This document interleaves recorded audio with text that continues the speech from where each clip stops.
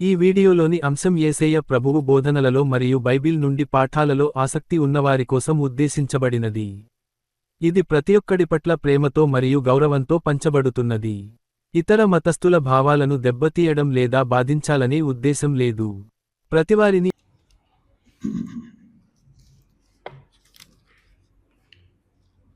ప్రకటన గ్రంథము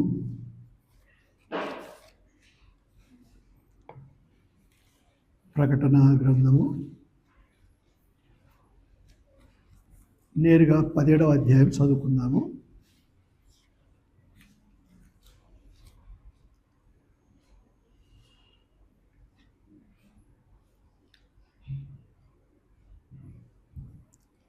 ఆ 7 పాత్రలను పట్టుకొని ఉన్న 7 దేవదూతలలో ఒకడు వచ్చి నాతో మాట్లాడుచు ఇలాగూ చెప్పాను, నీవిక్కడికి రమ్ము, విస్తార జలముల మీద కూర్చున్న మహావేశ్యకు చేయబడు తీర్పు నీకు కనపరిచెదను.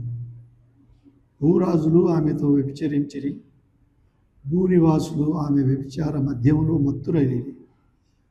అప్పుడు అతడు ఆత్మవశుడనైన నన్ను అరణ్యమునకు కొనిపోగా, దేవదూషణ నామములతో నిండుకొని 7 తలలను 10 కొమ్ములను గల ఎర్రని మృగం మీద కూర్చుండిన ఒక స్త్రీని చూచితిని. ఆ స్త్రీ ధూమ్ర రక్త వర్ణము గల వస్త్రము ధరించుకొని బంగారంతోనూ రత్నములతోనూ ముత్యములతోనూ అలంకరింపబడినదై ఏహ్యమైన కార్యములతోనూ తాను చేయుచున్న వ్యభిచార సంబంధమైన అపవిత్ర కార్యములతోనూ నిండిన ఒక సువర్ణ పాత్రను తన చేత పట్టుకుని ఉండెను. దాని నొసట దాని పేరు ఇలాగూ వ్రాయబడి ఉండెను, మర్మము, వేశ్యలకును భూమిలోని ఏహ్యమైన వాటిని తల్లి అయిన మహాబబులోను. మరియు ఆ స్త్రీ పరిశుద్ధుల రక్తము చేతను యేసు యొక్క హతసాక్షుల రక్తము చేతను మత్తిల్లియుట చూచితిని. నేను దాన్ని చూచి బహుగా ఆశ్చర్యపడగా ఆ దూత నాతో ఇట్లనెను, నీవేలా ఆశ్చర్యపడితివి? ఈ స్త్రీని గూర్చిన మర్మమును, 7 తలలను 10 కొమ్ములను కలిగి దాని మోయిచున్న క్రూర మృగమును గూర్చిన మర్మమును నేను నీకు తెలిపెదను. నీవు చూచిన ఆ మృగము ఉండెను గాని ఇప్పుడు లేదు. అయితే అది అగాధ జలముల నుండి పైకి వచ్చుటకును నాశనమునకు పోవుటకును సిద్ధముగా ఉన్నది. భూనివాసులలో జగతుత్పత్తి మొదలుకొని జీవగ్రంథమందు ఎవరి పేరు వ్రాయబడలేదో వారు ఆ మృగం ఉండెను గాని ఇప్పుడు లేదు. అయితే ముందుకు వచ్చుచున్న సంగతి తెలుసుకొని ఆశ్చర్యపడుదురు. అందులో జ్ఞానము గల మనస్సు కనబడును. ఆ 7 తలలు, ఆ స్త్రీ కూర్చున్న 7 కొండలు, మరియు 7 రాజులు కలరు. 5 కూలిపోయిరి, ఒకడున్నాడు, కడమవాడు ఇంకనూ రాలేదు. వచ్చినప్పుడు అతడు కొంచెం కాలం ఉండవలెను. ఇక్కడికి ఆపి మనము ధ్యానం చేసుకుందాము. మనం వస్తూ ఉన్నట్లు మతము, ఆచారము, పద్ధతులు, నాస్తికులనే వారు కూడా మేము ప్రభువు నమ్మము అంటారు. కానీ ఏదో ఒక కోణములో ఏదో ఒక రీతిగా ప్రతి ఒక్కరూ మతాన్ని ఆచరించేవారుగా ఉంటారు. ఈ మతము ఎప్పుడు ప్రారంభమైంది, దీని ముగింపు ఎలా ఉంది, లేక ఎంతవరకు ఉంటుంది, ఈ సంగతులు 17, 18 అధ్యాయాలలో పరిశుద్ధాత్ముడు యోహానుకు తెలియపరుస్తున్నాడు. గత వారం మనం 16వ అధ్యాయంలో చూసినప్పుడు 6వ దూత వరకు వచ్చి అక్కడ ఆగినాం. కొద్ది మాటలతో మనం చూసుకున్నప్పుడు 7వ దూత పాత్రను విప్పినప్పుడు ఏం జరుగుతూ ఉందో మనం చూడవచ్చు. 7వ దూత తన పాత్రను విప్పినప్పుడు అని చూస్తూ ఉన్నాము. వాయుమండలం మీద కుమ్మరింపగా సమాప్తమైనదని చెప్పుచున్న ఒక గొప్ప స్వరము గర్భాలయంలో ఉన్న సింహాసనం నుండి వచ్చెను. నేను చెప్పినట్టుగా నేను మరలా అన్నీ ఆ మాటలు చెప్పను, కానీ క్లుప్తంగా ఈ ముగింపు మాటలు మనం చూసినప్పుడు ఇది దేని గురించి చెప్పబడతా ఉంది? ఇక దేవుని ఉగ్రత ఇంతటితో సమాప్తమవుతా ఉంది. మనం చూసినాము ఎలాగో భూమిలో ఉన్న మనుష్యుల చేత చెడిపోయిన రాజ్యాలు, మనుషులు, వారి ముగింపు, వారి కష్టాలు, వారి నష్టం ఎలా అవుతుందో మనం ప్రారంభంలో చూసినాం. ఆ తర్వాత బూరలు ఊదబడినప్పుడు 8-9 అధ్యాయాలలో అపవాది చేత లేక సాతాను చేత ఎలాగో రాజ్యాలు మోసపుచ్చబడి ఒకరినొకరు మోసపుచ్చుకుంటూ నిజమైన దేవుణ్ణి మరచి ఆయనకు దూరస్తులుగా ఉంటారో వారికి కలగబోయే శిక్షను 8-9 అధ్యాయాలలో మనం చూసినాం. ఆ తర్వాత 16వ అధ్యాయంలో ఒకేసారిగా దేవుడిక సమస్తాన్ని దీర్ఘశాంతంతో సహించినాడు. ఆయన తప్పులు సహించేవాడు, సరిపరిచే వరకు దీర్ఘశాంతం, తల్లి కంటే ఎక్కువగా ఓర్పు కలిగి ఉండేవాడని పలుసార్లు మనం వింటూ వస్తూ ఉన్నాం. అట్టి దేవుడు ఇక సమస్తాన్ని సాతాను అధికారంలో నుండి, అన్యులైన మనుషుల అధికారం నుండి తన స్వాతంత్రంలో తీసుకుపోతున్నాడు. కనుక ఈ పాత్రలో ఆయన ఏమని చెప్తా ఉన్నాడంటే 16వ అధ్యాయం 17వ వచనంలో సమాప్తమైనదని చెప్పుచున్న ఒక గొప్ప స్వరము గర్భాలయంలో ఉన్న సింహాసనం నుండి వచ్చాను. ఈ అధ్యాయం అంతా దేవుడే మాట్లాడుతూ ఉన్నాడు.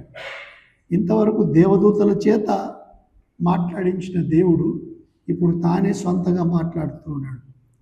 సమాప్తమైనది అన్నప్పుడు మనకు ఒక మాట జ్ఞాపకం వస్తుంది కదా. ఏమిటి? సిలువలో యేసుక్రీస్తు ప్రభు ఏమన్నాడు? సమాప్తమైనది. ఏమి సమాప్తమైంది? పాపమునకు రావాల్సిన శిక్ష,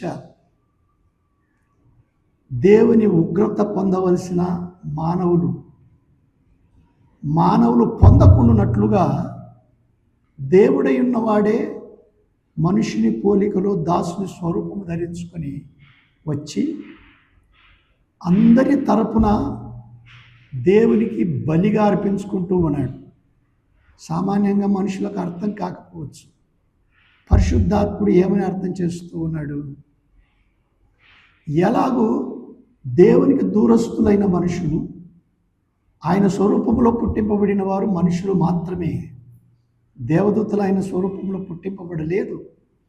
అయినా ఘనమైన దూత, మహాదూత ఆయనను మోసగించి మనుషులను మోసపుచ్చినాడు.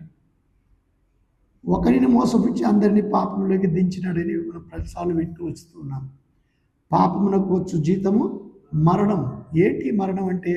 మనమంతా చనిపోతాము. కానీ రెండవ మరణం ఉంది. అగ్నిలో నిత్యము కాల్చబడే మరణం ఉంది.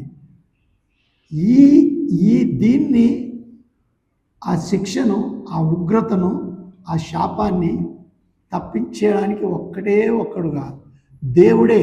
ఈ శాసనం రాసిన వాడెవడు? దేవుడే. శాసించిన చోట ఆయన మరణం ఉండాలన్నట్టుగా ఆయన ఏం చేస్తున్నాడు? తానే దాన్ని అనుభవిస్తూ ఉన్నాడు. ఎట్లా? మనుషునిగానే వచ్చి పాపం లేనివాడుగా కనపరుచుకోవాలి. కనుక ఏ పాపం లేనివాడుగా ఈ లోకంలో జీవించుకొని ఆయన తుదకు శిలువలో మేకులతో కొట్టబడుటకు ఇష్టపడి అప్పగించుకున్నప్పుడు దారులుగా రక్తం కార్చినవాడు, హేళన చేయబడినవాడు. అట్టి దేవుడు ఆయన ఆఖరిగా తల వంచి ఏమంటున్నాడు? సమాప్తమైనది. దేవా, పాపమునకు రావాల్సిన శిక్ష నేను ఒప్పుకున్నాను, నీ చిత్తాన్ని నెరవేర్చినాను, సమాప్తమైనది అంటాడు. మరి ఇక్కడ ఏం సమాప్తమైంది? ఇక్కడ ఇక ఒప్పుకొనని వారు ఉన్నారే. యూదులు ఒప్పుకోలేదని విన్నాము. మెస్సియా మాకు వద్దన్నారు, ఈయన క్రీస్తు కాడంటున్నారు. తుదకాయను శిలువలో మేకులతో కొట్టి చంపినారు. అట్టి వారికి, ఇంకా నమ్మని వారికి సమయం ఎంతో ఇచ్చినాడు ప్రభు. రమ్మన్నాడు. విశ్వాసం ఉంచుటకు నా యొద్దకు రండి, నేను మీకు విశ్రాంతి కలగజేస్తానన్నాడు. రానప్పుడు కూడా ఇప్పుడు ఏమైపోయింది, సమయం అయిపోయింది. సమయం అయిపోయి ఇక ఏమంటూ ఉన్నాడు, ఇక శిక్ష, ఈ శిక్ష కూడా సమాప్తం. ఇదైనాక యేసు ప్రభు రెండవ రాకడ వస్తుంది. అందుకేమంటూ ఉన్నాడు చూడండి, 16వ అధ్యాయం 17వ వచనంలో, సమాప్తమైనదని చెప్పుచున్న ఒక గొప్ప స్వరము అని విన్నాము. 18వ వచనం, అప్పుడు మెరుపులను ధ్వనులను ఉరుములను పుట్టెను, పెద్ద భూకంపమును కలిగెను. మనుషులు భూమి మీద పుట్టినది మొదలుకొని అట్టి భూకంపము కలగలేదు. అది అంత గొప్పది. ప్రసిద్ధమైన మహాపట్టణము 3 భాగములాయను. అన్యజనుల పట్టణములు కూలిపోయెను. తన తీక్ష్ణమైన ఉగ్రతను మద్యము గల పాత్రను మహాబబులోనునకు ఇయ్యవలనని దానిని దేవుని సమ్మకమందు జ్ఞాపకం చేసిరి. ఇంకేమన్నాడు ముగింపులో, ప్రతి ద్వీపము పారిపోయేను, పర్వతములు కనబడకపోయేను. 5 మనుగుల బరువు గల పెద్ద వడగండ్లు ఆకాశం నుండి మనుషుల మీద పడెను. ఆ వడగండ్ల దెబ్బ మిక్కిలి గొప్పదైనందున మనుషులు ఆ దేవుని బట్టి దేవుని పూజించిరని ఉందా, పూజించిరని ఉందా, దూషించిరి అని ఉంది. శ్రమ కలిగినప్పుడు సహజమేగా మనం వింటూ వస్తున్నాం, దేవుని మ్రొక్కరు, దేవుని దూషిస్తారు. దేవా మాకెందుకు ఈ దుఃఖము, మాకెందుకు ఈ శ్రమ. ఆఖరిలో కూడా అటువంటి శ్రమ ఎన్నడూ ఎప్పుడూ కలగలేదు. అలాంటి శ్రమ కలిగిందని చెప్పినప్పుడు చూస్తూ ఉన్నాము. ఇక ముగింపైందని చెప్పి బబులోన్ అనే మాట వస్తూ ఉంది. ఈ మాట మనం పట్టుకొని 17వ అధ్యాయానికి వెళ్దాము. బబులోను అంటే మతము మతము మతము. ఎక్కడ చూసినా ఏదో ఒక మతం ఉంది. కానీ 17వ అధ్యాయంలో ప్రాముఖ్యంగా అన్యులను గూర్చిన మతము గురించి ఎక్కువ చెప్పక, క్రీస్తు ప్రభువును నమ్ముకున్న వారమని చెప్పుకొనుచు అన్య దేవతలను పూజించే వారి యొక్క అంత్యస్థితిని గూర్చి ఈ దీంట్లో చెప్పబడతా ఉంది. నోవహుకి ఎంతమంది కుమారులు? 3. షేము, హాము, యాపెతు. హాము కుమారులలో ఒకడు ఉన్నాడు, కూషు అనేవాడు ఉన్నాడు. చూడండి, ఆదికాండం 10వ అధ్యాయము, ఆదికాండము 10వ అధ్యాయము, ఆదికాండము 10వ అధ్యాయము చెప్తాను. వచనము పేరా ఉంటుంది, నేను వచనాలు సహజంగా 6వ వచనం చదవండి. హాము కుమారులు కూషు, మిఫ్రాయిము, సూతు, కనాను అనువారు. ఇక్కడ హాము కుమారులను చూస్తున్నాం. 3 కుమారులలో హాము చెడ్డవాడు.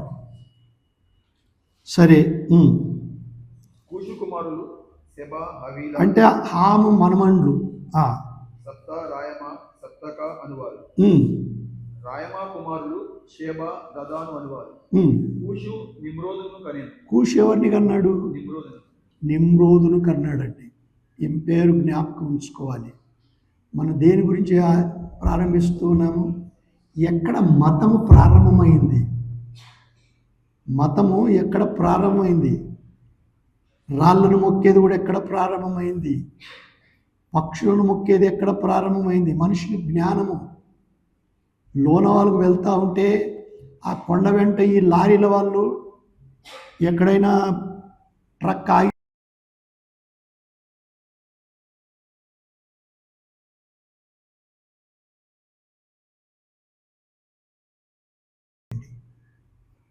ఇది మనుష్య జ్ఞానం. ఆ రోజున నిమ్రోదు ప్రారంభించాడు. నిమ్రోదును కనెను. అతడు భూమి మీద పరాక్రమశాలి. ఎలా ఉన్నాడండి? పరాక్రమశాలి. పరాక్రమశాలి ఉండుటకు ఆరంభించను. అతడు యెహోవా ఎదుట పరాక్రమ గల వేటగాడు. అతడు ఎవరి ఎదుట? దేవుని ఎదుట వేటగాడు. కాబట్టి యెహోవా ఎదుట పరాక్రమ గల వేటగాడైన నిమ్రోదు వలె అను లోకోక్తి కలదు. ఇలాగుంది. అచ్చదు బాబు. ఇంకా సీనారు దేశంలోని బాబెలు, ఎరెకు, అక్కదు, కల్నే అను పట్టణములు అతని రాజ్యమునకు మొదలు. 10వ అధ్యాయంలో షీనారులో ఏ పట్టణములు కడతా ఉన్నాడు? Babel, Babel, Erech, Akkad, Akkad, Calneh. Calneh అను పట్టణంలో అతని రాజ్యమునకు మొదలు. బాబేలు అంటే ఏమి అర్థము? బాబేలు అంటే దేవుని యొద్దకు ద్వారం, దేవుని యొద్దకు ద్వారం. ఇంగ్లీష్లో గేట్ టు గ్లోరీ లేక గేట్ టు గాడ్. దేవుని ఎదుటనే ఇతడు ఇలా ప్రవర్తిస్తూ ఉన్నాడు. ఇక ప్రారంభమైంది హృదయంలో. మనం ఏం చూసినాము? నోవహు నీతిమంతుడుగా ఉన్నాడు వరద వచ్చినప్పుడు. నోవహు కుమారులలో ఒకనిలో అందరిలో ఉన్నాయి ఆ పాపపు బీజాలు. అయితే హాములో పుట్టిన నిమ్రోదులో ఎక్కువ కనపడతా ఉన్నాయి. వీడేం చేస్తూ ఉన్నాడు? తన పరాక్రమం వలన బాబేల్ అనే పట్టణాన్ని కడతా ఉన్నాడు. అంటే యెహోవా యొద్దకే నేను ద్వారం కడతాను అనుకుంటూ ఉన్నాడు. 11వ అధ్యాయంలో చూసినప్పుడు అప్పుడు దేవుడు ఏం చేస్తూ ఉన్నాడంటే, ఈ పట్టణము ఆకాశం వరకు కట్టడానికి మీరు చూస్తూ ఉన్నారా, కనుక తారుమారు చేస్తానని ఆయన తారుమారు చేయడానికి 11వ అధ్యాయాన్ని నేను తిప్పను. అక్కడ ప్రారంభమవుతా ఉందండి. ఏది? దేవుడు ఆకాశమందు ఉన్నవాడు, దేవుడు గొప్పవాడు, గనుకనే ఆయనను నమస్కారం చేస్తాం, గనుకనే ఆయనను పూజిస్తాం. అయితే మనుషునిలో ఒక అహంకారం వచ్చి దేవునితో సమానునిగా నేను కనబడాలి అని సాతానుకున్న గుణం. అదే అంటారు కదా, తల్లిదండ్రుల లక్షణం అన్నట్లు సాతాను యొక్క లక్షణము ఈ నిమ్రోదులోని కుమారుడైన వానిలోను పట్టణాలు కట్టే దాంట్లో చూస్తూ ఉన్నాం. సరే, దేవుడు తారుమారుగా చేసినాడు కదా. ఇది ఒక చరిత్ర పుస్తకంలో నా ఎదుటి ప్రభు తెచ్చిన వాక్యాలు. అలెగ్జాండర్ ఇస్లాప్ అనేట ఆయన 1858వ సంవత్సరంలో ఈ బబులోనుల గురించి మతాలు ఎట్లా ప్రారంభమైన ఆయన చక్కగా వ్రాసినాడు. చాలా చక్కగా వివరించి వ్రాసినాడు. ఎక్కడ ప్రారంభమైందంటే ఆయన ఉద్దేశంలో నెబుకద్నెజరు ఉన్నప్పుడు ఉన్న బబులోన్లో కాదు, నిమ్రోదు కాలంలో ఉన్న బాబేలు లేక బబులోనులో అది ప్రారంభమైంది. ఆయన భార్య పేరట సమారిమస్ అనే భార్య పేరు. ఈ సమారిమస్కు ఒక కొడుకు పుట్టినాడు. అతడి పేరు తమ్మూజు. విందాం, ఆ మాటలు కూడా ఆశ్చర్యంగా ఉంటాయి. వీరేం చేస్తూ ఉన్నారు? కొన్ని రోజులకు విగ్రహారాధన ప్రారంభిస్తూ ఉన్నారు. మనుషుడికి కంటికి కనపడకపోతే పూజించలేడు. దేవుడు ఆత్మ గనుక ఆయన ఆత్మతో ఆరాధించమంటున్నాడు. ఆత్మ ఎక్కడి నుండి వస్తుంది? అపవాది మూసివేస్తూ ఉంటాడు. టీవీలలో కానీ సినిమాలలో కానీ యాక్టర్లను చూసినప్పుడు ఉత్సాహం వస్తుంది. దేవుడు కనబడినప్పుడు ఎట్లా వస్తుంది ఉత్సాహం? గనుకనే ఆయన నమ్ముకున్నప్పుడు ఆత్మలో ఆయన ఉద్భవిస్తాడు. మీరు పాపం చేత చనిపోయిండ్రి, పాపం వలనను అపరాధం వలనను మనము చచ్చి ఉండగా క్రీస్తుతో కూడా దేవుడు మనలను బ్రతికిస్తూ ఉన్నాడు.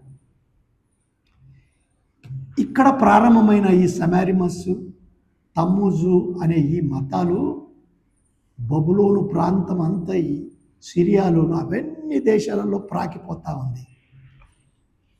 ప్రభువైన యేసుక్రీస్తున్నప్పుడుగానే కాదు, అంతకంటే ముందు కూడా అవి అంతటా జరిగినాయి. కొన్ని మాటలు చదువుతాం చూడండి, నేను చెప్పే మాటలు కాదు. ఇర్మియా గ్రంథంలో 44వ అధ్యాయము. ఇర్మియా గ్రంథము, book of Jeremiah. Shall we turn to book of Jeremiah chapter 44, 44వ అధ్యాయము 15వ వచనం నుండి. అప్పుడు తమ భార్యలు అన్యదేవతలకు ధూపము వేయుదురని, దయచేసి గమనించండి. అమ్మా, అప్పుడు తమ భార్యలు అన్యదేవతలకు ధూపము వేయుదురని ఎరిగి ఉన్న పురుషులందరూ, అక్కడ నిలిచి ఉన్న స్త్రీలను, మహాసమాజంగా కూడిన వారును, ఐగుప్తు దేశమందలి పత్రోసులో కాపురముండు జనులందరూ ఇర్మియాకు ఇలాగు ఇర్మియాకు జవాబిస్తూ ఉన్నారు. ఇర్మియా ఆ మొదటి నుంచి 43 అలా చదువుకుంటూ వస్తే ఆ సిరికియా పట్టబడే కంటే ముందు ప్రవచిస్తూ ఉన్నాడు ఆయన. జాగ్రత్త, మీరు నెబుకద్నెజరు అనే రాజు వచ్చి మనల్ని పట్టుకొని వెళ్తాడు, ఐగుప్తుకు మీరు వెళ్ళాలని కోరుతా ఉన్నారు, అక్కడ పాపం ఉంటుంది కానీ మంచిది ఉండదు అని ఆయన హెచ్చరిస్తూ ఉండగా మరలా చదువు వాళ్ళు ఏమని జవాబిస్తూ ఉన్నారు? యెహోవా నామమును బట్టి 44th చాప్టర్ 15th వర్స్ మా యెహోవా నామమును బట్టి నీవు మాకు ప్రకటించు ఈ మాటను మేము అంగీకరింపము. ఏమన్నారు? మేము అంగీకరింపము. అంగీకరిస్తామన్నారా? అంగీకరింపము. దేవుని మాటలను అంగీకరించడానికి వాళ్ళతో మనం అందరం ఈ రోజుల్లో కూడా చూడాలి. ఎందరా క్రైస్తవులు అంటే 1% ఎందరో, అందులో కూడా సత్యవంతులు ఎవరో ఆ రోజున తేటపడుతుంది. ఇర్మియా లాంటి ప్రవక్త, నేను దేవునిని చూచి పెళ్లి కూడా చేసుకోకుండా మీ కొరకు నన్ను ప్రత్యేకపరుచుకుని నా దేహం పరిశుద్ధమైనది అన్నాడండి. అటువంటి ప్రవక్తతో వాళ్ళు నీ మాటలు మేము అంగీకరింపము, మేము నీతో చెప్పిన సంగతులన్నింటినీ అన్నిటినీ ఆ, నిశ్చయముగా నెరవేర్చబోచున్నాము. ఆ, మేమును మా పితరులను మా రాజులను మా అధిపతులను యూదా పట్టణములలోను యెరూషలేము వీధులలోను చేసినట్లే ఆకాశరాణికి ధూపము వేయుదు. ఎవరికి వాళ్ళు అంటున్నారు, అరే ఇప్పుడే కాదయ్యా ఇర్మియా ప్రవక్త, మా బాపు వాళ్ళ బాపు మా ఊరి వాళ్ళు అందరం మేము ఎవరికి పూజ చేస్తూ ఉంటివి? ఆకాశరాణి సమారిమస్. ఎట్లా దొరికి వచ్చిందో చూడండి. ఆకాశరాణి చేస్తూ ఆమెకు పానార్పణలు అర్పింతుము. ఏలనగా ఎందుకు మేము అలాగూ చేసినప్పుడు మాకు ఆహారము సమృద్ధిగా ఆ దొరికింది. మాట వినండి. మేము ఆ రాణికి పూజ చేసినప్పుడు మాకు సమృద్ధిగా ఆహారం దొరికిందయ్యా. మేము క్షేమంగానే ఉంటిమి, ఏ కీడును మాకు కలగలేదు. మేము ఆకాశరానికి ధూపము వేయకయు ఆమెకు పానార్పణలు అర్పింపకయు మానినప్పటి నుండి సమస్తము మాకు తక్కువైనది. ఆ మానుకున్నమే అప్పటి నుండి మాకు సమస్తము తక్కువైంది. అపవాది సామాన్యుడు కాడు. అందుకే ప్రభు మనం ఎప్పుడు జ్ఞాపకం చేసుకుంటూ ఉంటాం, ప్రార్థన చేయాలి. కొన్నిసార్లు మనకై మనం కొని తెచ్చుకుంటాం. మమ్మను శోధనలోకి తేక దుష్టుడి నుండి తప్పించు. Lead us not into temptation but deliver us from evil. ఎందుకు దేవుడు ఆ ప్రార్థన చేస్తూ ఉండమన్నాడు? మన బుద్ధి అలాంటిది. ఎలాగో పాపమునకు లాగబడాలనో బుద్ధి అలాంటిది. సరే, ఇంకేమన్నాడు చూడు. మేము ఖడ్గము చేతను క్షామము చేతను క్షీణించుచున్నాము. క్షామం అంటే కరువు. మేము ఆకాశరానికి ధూపము వేయగాను ఆమెకు పానార్పణములు అర్పింపగాను మా పురుషుల సెలవు లేకుండా ఆమెకు పిండి వంటలు చేయుచున్నామా? చూడంటే మేమేనా? మా పురుషులు ఉన్నారు మంచి గట్టి వారు. రాయ్ కూర్చోరు అంటే కూర్చుంటారు, లేరు అంటే లేస్తారు. తేటగా చెప్తా ఉన్నారండి వాళ్ళు. మా పురుషులు కూర్చోమంటే అట్లా లేదు, కానీ దాని అర్థం అది. మరలా చదువు. మేము ఆకాశాన్ని ధూపం వేయగాను ఆమెకు పానార్పణలు అర్పింపగాను మా పురుషుల సెలవు లేకుండా ఆమెకు పిండి వంటలు చేయుచున్నామా? మా పురుషులకు సెలవు లేకుండా పిండి వంటలు చేస్తామంటే అర్థం ఏంటి? సెలవు ఉంది, మేము చేస్తున్నామయ్య అంటే, అరే నువ్వు చేస్తే నేను వద్దంటారా? చెయ్యి అంటే ఇంట్లో అందరికీ సమాధానం ఉంది. దేనికి? విగ్రహారాధన. ఆమెకు పానార్పణలు పోయిచున్నామా అని వారు చెప్పగా ఇర్మియా ఆ స్త్రీ పురుషులందరితో అనగా తనకు అట్లు ఆ ప్రత్యుత్తరం ఇచ్చిన ప్రజలందరితో ఇట్లనెను, యూదా పట్టణములలోను యెరూషలేము వీధులలోను మీరును మీ పితరులను మీ రాజులను మీ అధిపతులను దేశ ప్రజలను ధూపము వేసిన సంగతి యెహోవా జ్ఞాపకము చేసుకొనలేదా? అదే మనం ఇప్పుడు ప్రకటన గ్రంథం 17వ అధ్యాయం అందుకు రెఫర్ చేస్తున్నాం. ఆ ఇస్లాప్ రాసిన మాటలు 1858లో ఆయన తరికించి అట 275 ప్రసంగికులు ఆయా చోట్లలో చెప్పిన వాటిని సమకూర్చి రాసిన మాటలు. గొప్ప దైవజనులు బుద్ధిహీనులైన నాలాంటి వారికి హెచ్చరికగా ఉన్నట్లు అవి చూసినప్పుడు ఆశ్చర్యం. అప్పుడు చెప్పబడిన మాటలు ఇంకా నెరవేర్చబడుతున్నాయి. కనుక మనం ప్రారంభంలోనే విన్నాము. ప్రకటన గ్రంథం చదివేటప్పుడు చాలా జాగ్రత్తగా మనకేం బోధ కలుగుతూ ఉంది. సంఘము ఉండదు, ఎత్తబడతాము. ఇది యూదులు యేసుప్రభుని నమ్ముకొనని వారు సంఘంలో చేర్చబడక మిగిలి ఉంటారే, వారికి కలగబోయే శ్రమలు. అయినా హెచ్చరిక కలిగి ఉండాలన్నట్టుగా మనం చూస్తున్నాం. ఇంకొక మాట ఉంది దండిగాని, కానీ ఎహెజ్కేలు గ్రంథంలో చూద్దాం.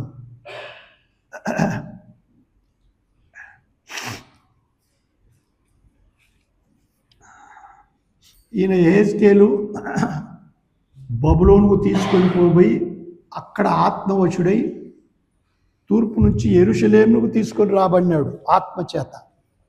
ఎందుకు? దేవుడు చెప్తున్నాడు, అరే యెహెజ్కేల్ చూడయ్యా, దేవుని పిల్లలం అనుకునేవారు. వినండి, మరలా నేను ఎక్కువ చేయడం లేదు. దేవుని పిల్లలం అనుకునేవారు ఎలాగున్నారు? 8వ అధ్యాయము 13, 14 వచ్చిన చదువు. Ezekiel 8th chapter 13th verse. మరియు ఆయన, నీవు ఈ తట్టు తిరుగుము. ఓ యెహెజ్కేలు, ఈ తట్టు తిరుగు. ఆత్మవశుడై ఉన్నాడు. వీ- ఉండేదేమో ఎద్దెకేలులో ఉన్నాడు, కానీ తన మనసంతా ఇక్కడ ఉన్నది. వీటిని మించిన అతి హేయ కృత్యములు వారు చేయట చూదునని ఏ కృత్యం అంటే అసహ్యమైనవి. నాతో చెప్పి, యెహోవా మందిరపు ఉత్తర ద్వారం దగ్గర నన్ను దింపగా అక్కడ స్త్రీలు కూర్చుండి తమ్మాజు దేవతను గూర్చి ఏడ్చుట చూచితిని. ఏం దేవతను చూసి ఏడుస్తున్నారు? తమ్మాజు దేవత. తమ్మూజ్ అని ఉందా, తమ్మాజ్ అని ఉందా? తమ్మూజు తమ్మూజు తమ్మూజ్. తమ్మూజ్ అని అదే విన్నాం కదా. సమారిమస్ ఆమె సంతానంలో వచ్చినవాడు తమ్మూజ్. ఈ ఇశ్రాయేలులకి ఏం పని ఉందండి తమ్మూజు పూజ చేయడము? అరే మా బాపులను చేసినారు, వీడు వాడు ఏవేవో చెప్పుకుంటారు కదా. పాములు కరుస్తేనే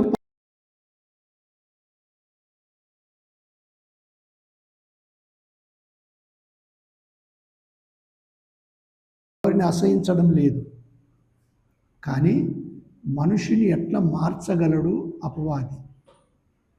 చదువు బాబు ఇంకా. అప్పుడు ఆయన, నరపుత్రుడా, ఇది చూచితివి గాని నీవు తిరిగి చూచిన ఎడల వీటిని మించిన హేయ కృత్యములు చూతువని. వీటిని మించినవి చూస్తావు అంటున్నాడు. ఇదే కాదు, కొందరు అరే ఆదివారం పోతే పోయినవరా, ఇక్కడ ఈ పూజ జరుగుతుంది, ఈసారి అలాంటి అది చేద్దాం. నేను ఎప్పుడో ఒకసారి తమాషా చెప్తాను. నాకు కూడా ఇష్టం పాయసం చెప్పాలంటే. నిజంగా సంక్రాంతి వచ్చింది, బాగా మంచి పాయసం చేపించుకోవాలి. పాయసం ఎందుకు? పక్కవారు పండుగ అని చేస్తూ ఉన్నారు, మన ఇంట్లో కూడా పండుగ చేయాలి. ఇంకోటి ఏదో ఇటీవల ఆ దసరా పండుగకు అవి ఇవి చేస్తారు, మనం కూడా చేసుకుందాం. అరే తీపి వంటలు చేసుకోవద్దని నేను అనడం లేదు, కానీ ఆచారం చేయకూడదు. ఇది ఎక్కడి నుండి ప్రారంభమైంది ఎవరికి తెలియదు, కానీ ఇది ప్రారంభమైన చోటు ఆది కాండంలోనే ప్రారంభమైంది. ఇశ్రాయేలీల మధ్యలో ఉందండి. ఇశ్రాయేలీలు తమ్మూజును పూజించడానికి అవసరం ఏముంది? ఈ సమారిమస్ అనేది, ఇంకా నేను అవన్నీ చెప్పడం లేదు. మరొక దేశంలో ఇదే తమ్మూజు బయలు అని కూడా పిలువబడతా ఉన్నాడు. బయలు కూడా నిమ్రోదులో నుండి వచ్చిన వాడే. మిథ్యానీయులు పూజించిన అవన్నీ నేను చెప్పను ఇప్పుడు. ఇటాలియన్స్ వాళ్ళు వీనస్ అని క్యూపిడ్ అని పూజించినారు. ఇవే. సరే, ఎక్కువ చెప్పకుండా ఇప్పటికే సమయం దొర్లుతూ ఉంది కనుక, ఇది ఏమైంది? క్రీస్తు ప్రభు వెళ్ళిన తర్వాత, క్రీస్తు ప్రభు సిలువేయబడినది ఎవరి ఆధిపత్యంలో? Very good. ఎవరి ఆధిపత్యంలో? రోమా వారు ప్రభుత్వం చేస్తూ ఉన్నారు. బబులోను సామ్రాజ్యం అయిపోయింది, మాదీయ పారసికులు అయిపోయినారు, గ్రీకు వారు అయిపోయినారు, రోమీయులు పరిపాలన చేస్తూ ఉన్నారు. రోమీయులు పరిపాలన చేస్తూ ఉండగా వారి మధ్య కూడా వచ్చిందండి ఈ మతం. ఎట్లా వచ్చింది? కాన్స్టాంటిన్ అనేటోడు వానికి కలలో ఇది వచ్చిందని చెప్పి అందరినీ క్రైస్తవులుగా అమ్మన్నాడు. ఊరికి ఉంటారా? అరే అన్నా, నువ్వు ఏమన్నా చెప్పు, కానీ మనం కూడా 25న పండుగ చేసుకుందామే. ఏ 25న మీకు తెలుసు? అరే వద్దండి బాబు అంటే, లేదన్నా మనం 25న చేసుకుందాం. సరే చలో, నేనేం చేస్తావు? సరే ఆరోను, ఒకసారి ఆరోన్ అనిపిస్తుంది నాకు. సరే అది అయిపోయిందా? ఈస్టర్ కూడా ఉంటుంది, ఈస్టర్ కూడా చేసుకుందాం. అరే మనకి ఈస్టర్తో నిమిత్తం లేదు. లేదు, అందరూ ఈస్టర్ ఈస్టర్ అంటారు. పునరుత్థానం. అసలు జరిగింది ఏమిటి అంటే, ఈ కాన్స్టాంటిన్ వచ్చినప్పుడు ఆయన చూసినాడు. ఏం చూసినాడు? అరే వీళ్ళు తమ్మూజుకు చేసేది 40 రోజులు ఉపవాసం ఉండి వాడు చనిపోయిన వాడు లేచినాడు అన్నట్టుగా వాని కొరకు ఇష్టార్ అంటారు దాన్ని. ఈయన ఇస్లాం రాసినట్టు ఇష్టార్ చేస్తారు, మనం ఈస్టర్ చేద్దాం. ఎక్కడ ప్రారంభమైందో చూస్తున్నారా? కాన్స్టాంటిన్ పుట్టిన దినం ఏదో వాడన్నాడు, ఇది క్రీస్తు పుట్టిన దినంగా చేయండి అంటే మనం కొడుతున్నాము, చుక్కలు కూడా పెట్టుకుంటూ ఉన్నాము. నేను చేయొద్దని తీర్పు తెలిస్తే బుద్ధి అని అనిపిస్తుంది మీకు, మీ ఇష్టము. కానీ ఒకటి సత్యం ఏది, ఎక్కడి నుండి వచ్చింది మతం, ఈ ఆచారం ఎక్కడి నుండి వచ్చింది? ఇప్పుడు మీరేనా నక్షత్రాలు పెట్టుకునేది, మేము కూడా నక్షత్రాలు పెట్టుకుంటాము. నేను స్కూల్లో చిన్న వయసులో చదువుకునేప్పుడు నక్షత్రాలు క్రైస్తవులు అనేవారు పెట్టుకునేవారు, ఇప్పుడు అందరూ పెట్టుకుంటారండి. సరే, దాంతో మనకు నిమిత్తం లేదు, ఎవరిని మనము హేళనగా మాట్లాడడం లేదు. కానీ ఆచారాలు ఎట్లా వచ్చినాయి, ఈ ఆచారాలు ఎట్లా వచ్చినాయి? సరే, ఇది అయినప్పుడు ఈ మతాన్ని గురించి 17వ అధ్యాయంలో పరిశుద్ధాత్ముడు ఒక స్త్రీని పోలుస్తూ ఉన్నాడు. ఆమెను ఒక స్త్రీకి పోలుస్తూ ఉన్నాడు. ఎందుకు పోలుస్తూ ఉన్నాడు ఒక స్త్రీకి? నువ్వు వచ్చినది ఆత్మీయంగా క్రీస్తు కొరకని కాన్స్టాంటిన్ చెప్పినాడు, క్రీస్తు ప్రభువును ఆచరించమని. రోమా రాజ్యములో పేరు తీసుకుంటున్నాను కనుక ఏమి ఇది కాదు, చరిత్రలో ఉంది. రోమా రాజ్యములో వారు ఏర్పరచుకున్నప్పుడు ఇవన్నీ ఆచారాలు లోపలికి వచ్చినాయి. ఎందుకు? అందరికీ ఒప్పుదలగా ఉండాలి. అరే, ఈ క్రైస్తవ మతంలో చేరుకుంటే ఇది చేయకూడదు, అది చేయకూడదు, అరే అన్నీ చేయొచ్చు, రండి అని అన్ని చేయిస్తూ ఉన్నప్పుడు జరిగింది ఏమిటి అంటే,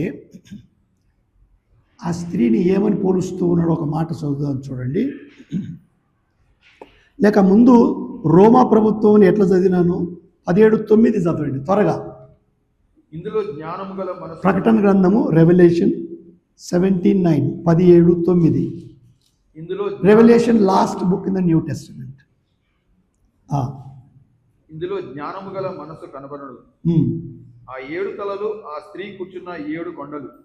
ఏంటి 7 కొండలు? యెరూషలేము కట్టబడినది, యెరూషలేము అంట, రోమా పట్టణం కట్టబడినది 7 కొండల మీద. ఆశ్చర్యంగా ఉందా లేదా? 7 కొండల మీద, 7 కొండలకు పేర్లు కూడా ఉన్నాయండి. 7 కొండల మీద కట్టబడుతుంది ఆయన ఏం అంతేకాదు 18వ వచనం చదువు అదే అధ్యాయంలో. మరియు నీవు చూచిన ఆ స్త్రీ భూరాజుల నేలు ఆ మహాపట్టణమే. 17వ అధ్యాయంలో అంతటా ఈ మతము, బబులోను మతము, దాని అంతము. 18వ అధ్యాయంలో బబులోను పట్టణము, దాని అంతము. 16వ అధ్యాయం వరకు అంతటా అపవిత్రమైన దాని అంతము.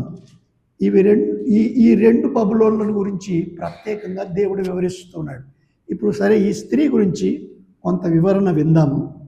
17వ అధ్యాయంలో ప్రారంభించు బాబు, మొదటి వచనం నుండి. ఆ 7 పాత్రలను పట్టుకొని ఉన్న 7 దేవదూతలలో ఒకడు వచ్చి నాతో మాట్లాడుచు. ఈ 7 దూతలు ఎవరు? ఉగ్రతా పాత్రలు పట్టుకొని దేవుడు చెప్పినట్టుగా భూమి మీద కుమ్మరించిన వారు. ఒకడు వచ్చి నాతో ఏమని చెప్పినాడు? ఇలా చెప్పాను, నీవు ఇక్కడికి రమ్ము, విస్తార జలముల మీద కూర్చున్న మహావేశ్యకు చేయబడు తీర్పు నీకు కనపరిచేదని. ఈ వేశ్య అనే మాట చాలా గంభీరంగా కనపడవచ్చు, నొప్పి కలిగించేది. కానీ దీని ఉద్దేశం ఆత్మీయంగా క్రీస్తు ప్రభువును అంగీకరించి లోకరీతిగా ఆయనకు వ్యతిరేకంగా వేరే ఆచారాలు చేసేవారిని వేశ్య అని పిలువబడతా ఉన్నారండి. ఇది సహజంగా మనం అర్థం చేసుకునే వేశ్యతనం కాదు, ఇది ఆత్మీయ సంబంధమైన వ్యభిచారం. ఎట్లా అంటే కొత్త నిబంధనలో కొన్ని మాటలు తీస్తే మనకు ఇంకా చక్కగా తేటగా అర్థమవుతాయి. కొరింథీయులకు రాసిన 2వ పత్రికలో 11వ అధ్యాయంలో, కొరింథీయులకు రాసిన 2వ పత్రిక 11వ అధ్యాయం పౌలు చెప్తా ఉన్నాడు 2వ వచనంలో, దేవాసక్తితో మీ ఎడల ఆసక్తి కలిగి ఉన్నాను. ఏమంటున్నాడు? ఓ కొరింథీయులారా, దేవాసక్తితో మీ ఎడల నేను ఆసక్తి కలిగి ఉన్నాను. ఏమని? ఎందుకు? పవిత్రాలైన కన్యకనుగా ఒక్కడే పురుషునికి. ఏమంటున్నాడు బాబు? పవిత్రురాలైన కన్యకనుగా ఒక్కడే పురుషునికి, అనగా అనగా క్రీస్తుకు సమర్పింపవలనని మిమ్మును ప్రదానము చేసి తిని. దాని అర్థం ఏంటి బాబు? సంఘమును దేవుడు ఒక స్త్రీగా ఏం చెప్తూ ఉన్నాడు? క్రీస్తుకు ప్రదానము చేయాలని ప్రత్యేకపరుచుకున్నాడు దేవుడు. మిమ్మును పిలిచిన దేవుడని ప్రారంభిస్తున్నాడని విన్నాం కొరింథీయులకు రాసిన మొదటి పత్రికలో మొదటి అధ్యాయంలో. ఎలాగూ పరిశుద్ధులుగా ఉండడం పిలువబడిన వారు ఇప్పుడేమంటున్నాడు? మిమ్మును అర్పించుటకు లేక అప్పగించుటకు ప్రదానం చేయబడిన వారు, క్రీస్తుకు సమర్పింపవలనని సమర్పింపవలనని మిమ్మును ప్రదానము చేసి తిని. ప్రదానము చేయబడి అంటే పెళ్లి జరగనై ఉన్నది. అయితే యాకోబు హెచ్చరిస్తున్నాడు. చూద్దాం, చూడండి 4వ అధ్యాయము 4వ వచనం. యాకోబు రాసిన పత్రిక, book of James in the new testament, book of James in the new testament 4th chapter 4వ అధ్యాయము 4వ వచనం. వ్యభిచారులారా, ఏమంటున్నాడు? వ్యభిచారిణులారా, ఇక్కడ కూడా లోక సంబంధంగా కాదది, ఆత్మీయంగా దేవునిని కాక చేసే పనులు. ఈ లోక స్నేహం దేవునితో వైరమని మీరు ఎరుగరా? ఆ కాబట్టి ఎవడు ఈ లోకముతో స్నేహము చేయగోరునో వాడు దేవునికి శత్రువగును. ఇది ఆ స్త్రీ గురించి చెప్పబడతా ఉన్న మాటలండి. ఆఖరుకు 17వ అధ్యాయంలో దేవుని కొరకు ఆసక్తితో బ్రతికి దేవుని కొరకు పవిత్రంగా ఉండి ఉన్నవారు సంఘంగా ఎత్తబడతారు. మేము క్రైస్తవులమే అనుకుంటూ మేము పలాని రోజున నీ దగ్గరికి రాలేదా, మేము చేయలేదంటే మీరెవరో నేను ఎరగను అంటూ ఉన్నాడండి. జాగ్రత్త అని చూస్తూ ఉన్నాం. మనం చూసిన ప్రతి అధ్యాయంలో హెచ్చరిక మనకు లేకపోలేదు. మనం ఆ రోజు ప్రభువా ప్రభువా అంటే కాదు, మీరెవరో నేను ఎరగను, మీ నోటి మాటలను బట్టి కాదు, కానీ మీ హృదయం ఎలాగుండెనో అది నేను పరీక్షించువాడను. అంతేగాక ఈ ప్రకటన గ్రంథంలో స్త్రీ గురించి హెచ్చరికలు మనం వింటూ వచ్చినాం. 2వ అధ్యాయంలో తుయతయ సంఘంలో ఒక స్త్రీ ఉండింది. ఎవరు? యెజబెలు. ఈ యెజబెలు ఎవరిని చూపిస్తున్నది? విగ్రహారాధికులైన లోకస్తులను చూపిస్తూ ఉన్నదండి. ప్రకటన గ్రంథంలో వ్యభిచారం అంటే లోక సంబంధంగా కాదు, ఆత్మీయంగాను, ఆత్మీయత విడిచి లోక సంబంధులుగాను.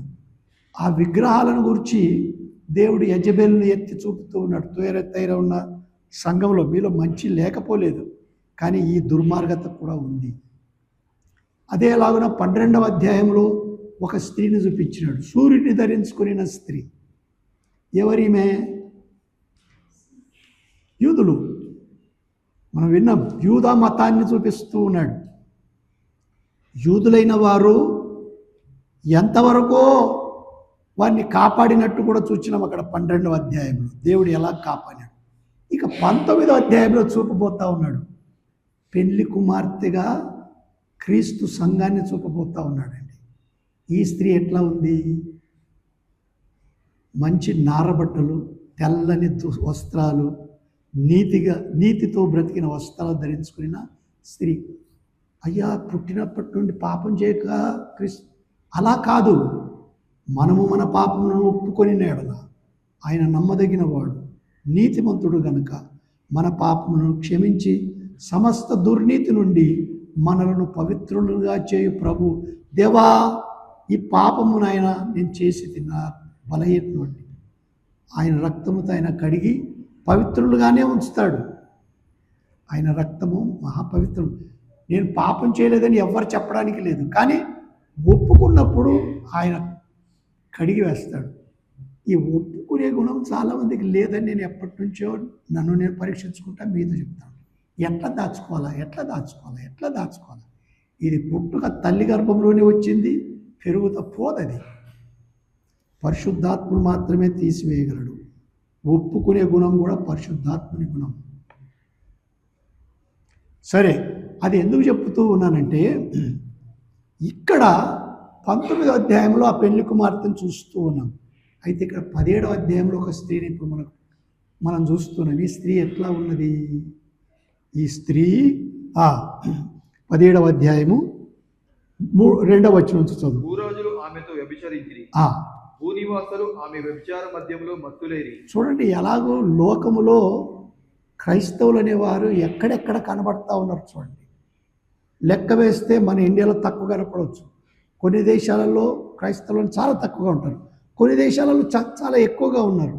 వారిని ఎవరయ్యా అబ్రహాం అంటే తెలియకపోవచ్చు, ఎవరయ్యా యోసేపు అంటే తెలియకపోవచ్చు. మీరు చర్చికి వెళ్తారంటే చూస్తాం, ఎప్పుడైనా వెళ్తాము.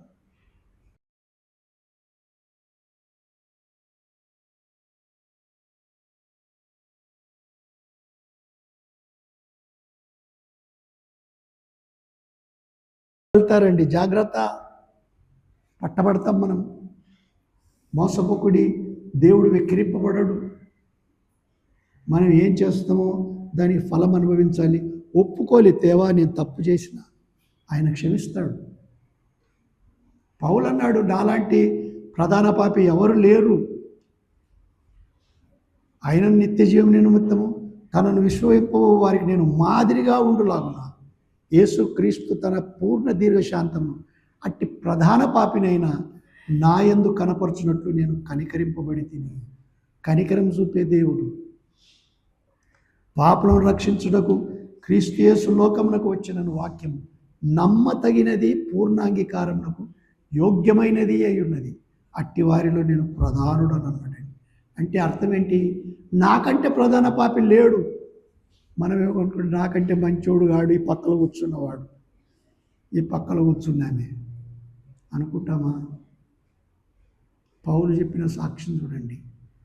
యేసుక్రీస్తు ప్రభువును, దావీదు సౌలును చూస్తామండి. సౌలు నేను చేయలేదు వీళ్ళు చేసినారు. ఈ గుణం ఎట్లుందంటే నేను చేయలేదు వీళ్ళు చేసినారు, నాతో ఉండే వాళ్ళంతా. దావీదు అన్నాడు, దేవా నేను ఏం దాచుకోగలను, నన్ను క్షమించు అన్నాడండి. అందుకు దేవుడు అన్నాడు, ఇతడు నాకు ఇష్టానుసారుడైన మనుష్యుడు. మనం ఇష్టానుసారమైన మనుషులమైనా దాచుకొని దాచుకొని హృదయం అంతా కుళ్ళిపోతూ ఉందేమో. ఎంతని దాచుకుంటావు? ఇంటి వారి దగ్గర దాచుకుంటావు, బంధువుల దగ్గర దాచుకుంటావు, ప్రతి చోట దాచుకుంటూనే ఉంటావు. ఎట్లా? కప్పు కొనక ఒప్పుకుంటే మేలు కలుగుతుంది. నా దగ్గర కాదు, నేను నీ దగ్గర కాదు, ప్రభు దగ్గరైనా ఒప్పుకుందాం. నీ దగ్గర నేను ఏం దాచుకోగలను? అలవాటు నేర్చుకుందాము. అలవాటు, ఒప్పుకునే లక్షణం అలవాటండి. మొండితనం అలవాటు కాదు దేవునిది. ఈ స్త్రీ ఏం చేస్తూ ఉందో చూడండి. ఒప్పుకోలేదు కనుక ఇప్పుడు పట్టబడింది. రైట్, ఇంకా చదువు బాబు. అప్పుడు అతడు ఆత్మవశుడనైన నన్ను అరణ్యమునకు కొనిపోగా దేవదూషణ నామముతో నిండుకొని. ఆ మాటలు చూడండి, ఏమి ఇదనట, దేవదూషణ నామములు. క్రైస్తవులే కానీ నోరిప్పితే బూతులు వస్తాయి. అపవాది బూతులనే తెప్పిస్తాడండి. 7 తలలను 10 కొమ్ములు గల ఎర్రని మృగం మీద కూర్చుని ఒక స్త్రీని చూచితిని. ఆ స్త్రీ ఎందుకంటే సమయం మనకి ఎక్కువ లేదు కనుక నేను వచ్చే వారం దీన్ని మొదలు పెడతాను. చాలా ఎక్కువగా దీంట్లో మాట్లాడేది ఆమెకున్న శక్తి. ఆ స్త్రీ కనపరుస్తున్న శక్తి. కూర్చున్నది ఎవరి మీద? కూర్చున్నది అక్కడ తేటగా చూస్తూ ఉన్నామండి. ఎవరి మీద? 7 తలను 10 కొమ్ములు గల 10 కొమ్ములు గల ఎర్రని మృగం మీద కూర్చున్నదండి. ఈ మృగం ఎవరో వచ్చేసారి విందాం. వీరిద్దరు కలిసి వారికి కలిగిన శక్తి ఏదో అది చూద్దాం. ఆ తర్వాత ఇంకా 10 రాజులు ఎవరో అది చూద్దాం. వీరంతా కలిసి చేస్తూ ఉండగా ఈ స్త్రీకే కలిగే నాశనమో నష్టం ఏంటో అది చూద్దాం. ఇవన్నీ దేవుడు భద్రపరిచినాడు. ఆ తర్వాత ప్రభు చిత్తమైతే మనకు, ఎందుకంటే కొన్ని కార్యాలు ఉన్నాయి కనుక మనము తర్వాత చేసుకుందాము. దేవుడు తన మాటలు దీవించునుగాక.